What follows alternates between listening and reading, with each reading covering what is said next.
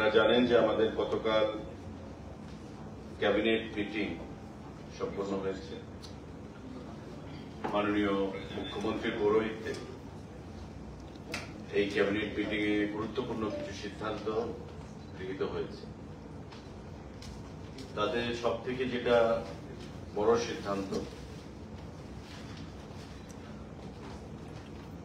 GRBT group D যে exam হয়েছিল ২,৫০০ পরীক্ষার্থীদেরকে selection করা হয়েছে এবং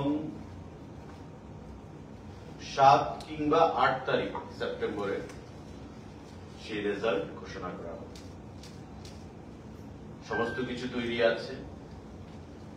আগেই আমাদের করার কথা ছিল, কিন্তু লোকসভা নির্বাচন, পঞ্চায়েত নির্বাচন, কোড অফ কন্ডাক্ট, যা নির্বাচন কমিশনের আচরণবিধি, এগুলো লাগু ছিল।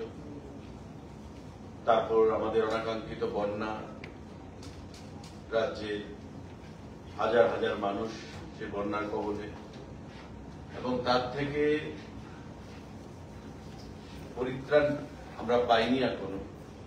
প্রশাসন মানুষকে পরিত্রাণ দেওয়ার জন্য কাজ করছে, কিন্তু দীর্ঘদিন ধরে যে জিনিসটা পেন্ডিং, রাজ্য মন্ত্রিসভায় সিদ্ধান্ত গ্রহণ করা হয়েছে যে আগামী ৭ কিংবা ৮ তারিখ এই জিআরবিটির রেজাল্ট ঘোষণা করা হবে।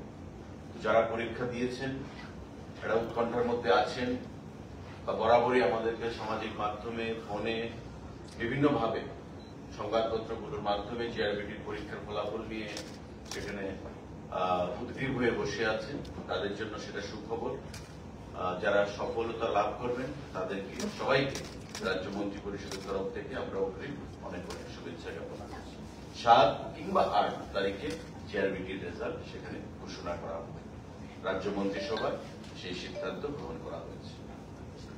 Group D, GRBT group D. আমাদের